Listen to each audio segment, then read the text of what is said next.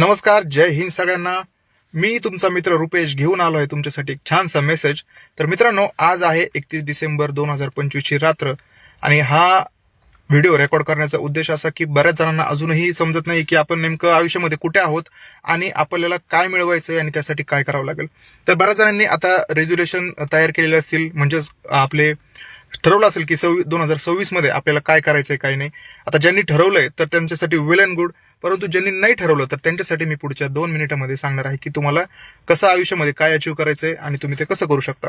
तर मित्रांनो, तुम्ही जर आयुष्यामध्ये तुम्हाला 2026 मध्ये जर काय करायचं अजून ठरवलं नसेल तर त्यासाठी तुम्हाला एक ट्रिक सांगतो.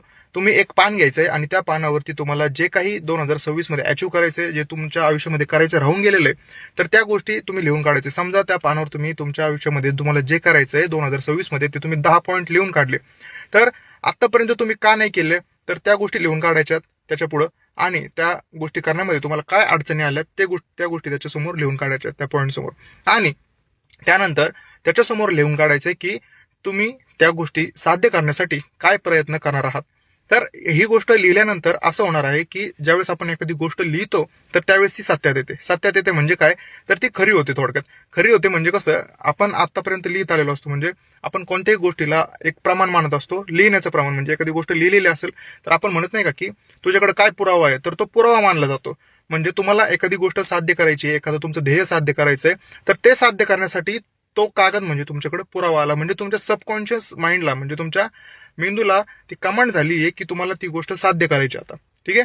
आणि त्याच्यानंतर 2026 मध्ये तुम्हाला त्या गोष्टी मिळवण्यासाठी तुम्हाला असे प्रयत्न करायचे, तुमच्या क्षमतेच्या पलीकडे जाऊन 2026 मध्ये तुम्हाला प्रयत्न करायचे. लक्षात घ्या, म्हणजे जसे प्रयत्न तुम्ही आजपर्यंत कधीच केले नसतील, जे कोणतंही क्षेत्र असून द्या. तुम्हाला जर तुमचा स्वतःचा स्टार्टअप सुरू करायचा असेल, तुम्हाला स्वतःचा बिझनेस सुरू करायचा असेल, किंवा तुम्हाला स्वतःची बॉडी फिटनेस करायची असेल, तर त्या गोष्टीसाठी तुम्हाला 1 तारखेपासून ते पुढच्या 31 डिसेंबर 2026 पर्यंत रोज प्रयत्न करायचे. ठीक आहे. तर ते कसे प्रयत्न करणार तुम्ही, तर ह्या 12 महिन्यांचे तुम्ही 2 स्लॉट पाडायचे, 6-6 महिने. ठीक आहे. त्याच्यानंतर त्या 6 महिन्यांचे तुम्ही 2 स्लॉट पाडायचे, 3-3 महिन्याचे. त्याच्यानंतर त्याचे पण तुम्ही परत 1.5 महिन्याचे स्लॉट करायचे, आणि प्रत्येक आठवड्याचं नियोजन, महिन्याचं नियोजन, आठवड्याचं नियोजन आणि दिवसाचं नियोजन, आणि दिवसामधल्या प्रत्येक तासाचं आणि मिनिटाचं नियोजन हे तुमच्याकडे पाहिजे. ठीक आहे. तर ते कसं करणार, प्रत्येक तुम्ही सगळ्या गोष्टी ज्या आहेत तर त्या पेपरवर घ्यायच्या. तुम्हाला जे आता तुम्ही ज्या अडचणी आहेत आणि अडचणीवरती तुम्हाला काय प्रयत्न करायचे तर ते सुद्धा तुम्ही लिहून काढलेले आहेत, बरोबर. तर त्या प्रयत्नांमध्ये तुम्हाला कोणते टास्क करायचे तुमच्या गोष्टीशी रिलेटेड. जर तुम्हाला एखादी पोस्ट मिळवायची असेल तर त्यासाठी तुम्हाला अभ्यास करायचा असेल, जर तुम्हाला एखादा स्टार्टअप सुरू करायचा असेल, एखादा बिझनेस सुरू करायचा असेल, तुम्हाला फिटनेस बनवायची असेल, तुम्हाला कंटेंट क्रिएशन करायचं असेल, तर त्या गोष्टीसाठी तुम्हाला काय गोष्टी कराव्या लागतील, तर त्या गोष्टी तुमच्या दिवसाचा प्लॅन तुमचा रेडी पाहिजे. आणि हे रोज तुम्ही सातत्य ठेवलं तर तुम्ही नक्कीच 2026 मध्ये यशस्वी होताल. आणि लक्षात घ्या, तुमच्या क्षमतेच्या पलीकडे म्हणजे स्वतःच्या अवकातीच्या बाहेर जाऊन तुम्हाला 2026 मध्ये प्रयत्न करायचे. आणि त्याच्यानंतर तुम्ही बघा, 31 डिसेंबर 2026 ला आणि आत्ताचे तुम्ही आणि त्यावेळेसचे तुम्ही, हा जमीन आसमानचा फरक असेल. लक्षात घ्या. ठीक आहे. लक्षात घ्या, आपल्या भारतामध्ये भारताची लोकसंख्या जी आहे तर ती लोकसंख्या सगळ्यात जास्त आहे जगामध्ये.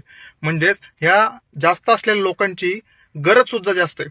मग तुम्ही महाराष्ट्रामध्ये ज्या कोणत्या भागामध्ये राहत असाल तिथल्या स्थानिक लोकांची गरज ओळखा. तुम्हाला त्याच्यातून काय तयार करता येईल, तुमचं स्किल कसं वापरता येईल. लक्षात घ्या, देवाने प्रत्येकाला काही ना काही स्किल दिले. काही जणांना सुंदर बनवलेलं असतं दिसायला, काही जणांचं वक्तृत्व चांगलं असतं, काही जणांना ड्रॉइंग चांगली जमत असते, काही जणांना शेअर मार्केटमध्ये बिझनेस असतो चांगला. ठीक आहे. काही जण कोणत्याही गोष्टी विकू शकतात सहजासहजी, काही जण सल्ला चांगला देऊ शकतात, काउन्सिलिंग चांगलं करू शकतात.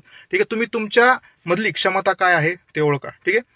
तर तुमच्या मधल्या क्षमता जी देवाने तुम्हाला दिलेली ती ओळखा आणि त्याचा उपयोग करा. हे तुम्हाला देवाने दिलेलं वरदान आहे, हे लक्षात घ्या. तुमच्याकडे जी काही गोष्ट असेल हे देवाने तुम्हाला दिलेलं वरदान आहे, आणि त्या दिलेल्या वरदानाचा तुम्ही त्याप्रमाणे उपयोग करून घ्या.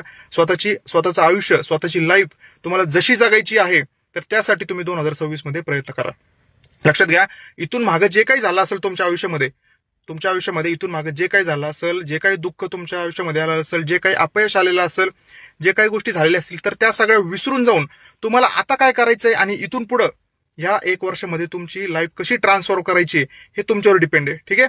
तर ज्या कोणी गोष्टी झालेल्या असतील त्या सगळ्या विसरून जायच्यात. जे कोणी तुम्हाला लोकांनी त्रास दिलेला असेल त्या गोष्टी तुम्ही विसरून जायच्यात. जे कोणी लोक तुम्हाला सोडून गेलेले असतील, जे कोणी लोक तुम्हाला विसरले असतील, त्या लोकांना तुम्ही पण विसरून जायचंय. त्या लोकांच्या काही डोक्यात घ्यायचं नाहीये, कसलंच डोक्यात घ्यायचं नाहीये. जे कोणी लोक तुमच्या विषयी निगेटिव्ह असतील तर सगळ्यात पहिले अशा निगेटिव्ह लोकांपासून लांब व्हायचे. ठीक आहे.